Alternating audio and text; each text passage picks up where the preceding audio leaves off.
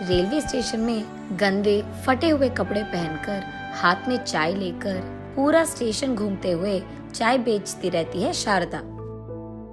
Station में आते जाते लोगों से, भैया चाय, दीदी चाय ले लो ना दीदी, गर्मा गर्म चाय, ऐसे कहते हुए उनके आगे पीछे घूमती रहती है शारदा। कुछ लोग तो चाय पी लेते हैं, लेकिन बहुत लोग शारदा को देख घिन आकर उससे दूर चले जाते हैं। शारदा बहुत थक जाती है, लेकिन फिर भी वो सूरज के ढलने तक चाय बेचती रहती है।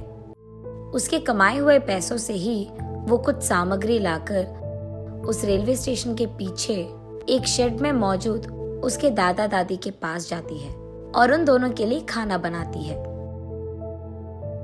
फिर से सुबह उठकर बूढ़े लोगों के लिए खाना बनाकर चाय तैयार करके चाय को लेकर स्टेशन जाती है और वहां शाम होने तक चाय बेचती रहती है। उन्हीं कमाए हुए पैसों से वो अपने बूढ़े दादा दादी का ख्याल रखती है। हर रोज की तरह शारदा रेलवे स्टेशन में चाय बेचती रहती है, लेकिन उस दिन उसके पास एक बूढ़ा आदमी चलमैया आता है। एक चाय देना बेटी, ऐसे कहकर एक चाय पीकर, बड़ी अच्छी चाय है, तुम्हारा नाम क्या है? मेरा नाम शारदा है जी। तुम्हारा चाय का व्यापार कैसे चल रहा है बेटी?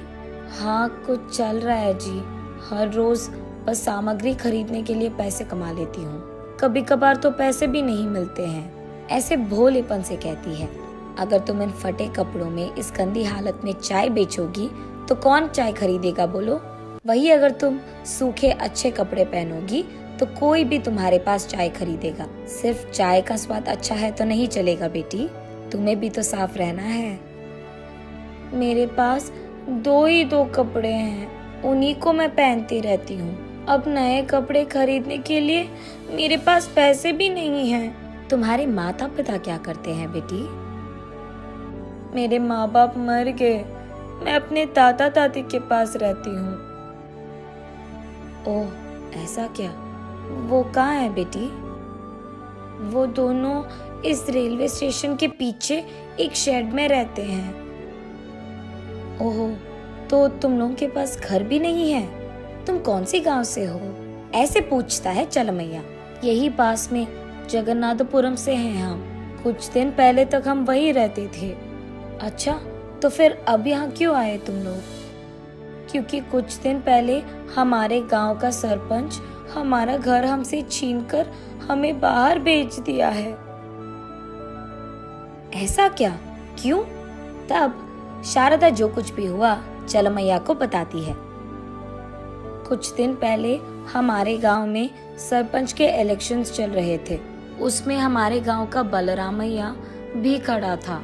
वो वोट मांगने हर घर को जाता था और ऐसे ही हमारे भी घर आए। तब मेरा दादा, पिछली बार जब सरपंच बने थे तो गांव के सारे पैसे तुम ही खा गए, सरकार के प्रोजेक्ट्स के पैसे भी तुमने ही खा लिया। तुमको मैं वोट नहीं डालूंगा, नया लड़का जो आया उसी को वोट डालूंगा मैं, ऐसे कह दिया दादा ने। ये बात सुनकर बलरामैया क्रोधित होकर, मेरे जीतने के बाद मैं तुम्हें इस गांव से ही बाहर निकाल दूंगा, ऐसे उसने चेतावनी दी थी।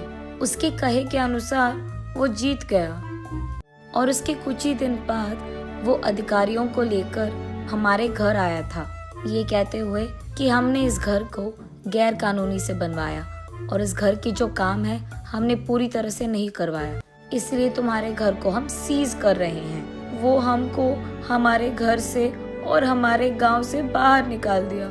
मेरे दादा दादी बहुत बूढ़े हैं ना, हमने अधिकारों से मिलने की बहुत कोशिश की, लेकिन कोई हमारी मदद नहीं कर रहा।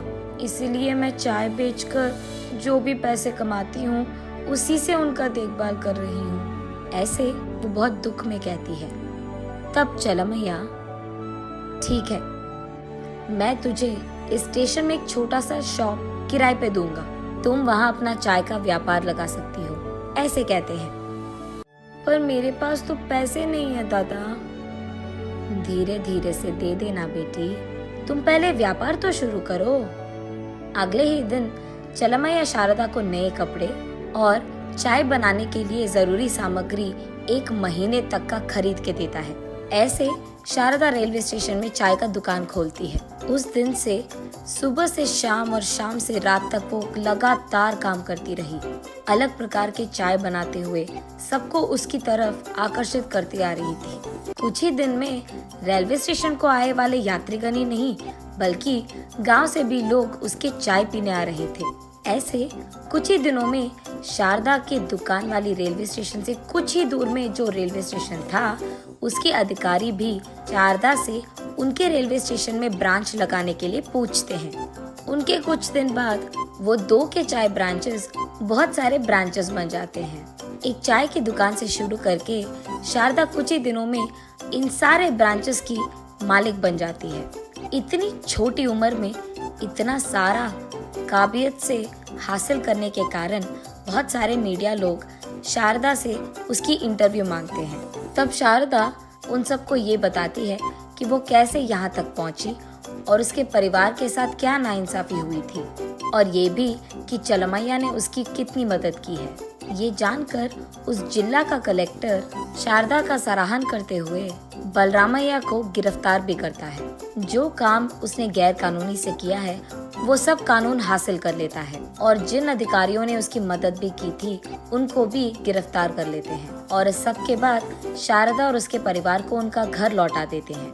नैतिक, आज अगर अधिकार तुम्हारे हाथों में है तो उसका गलत इस्तेमाल नहीं करते हैं, क्योंकि कल जब अधिकार किसी और के हाथों में चला जाए तो खुद अपना सर नीचे करना होगा।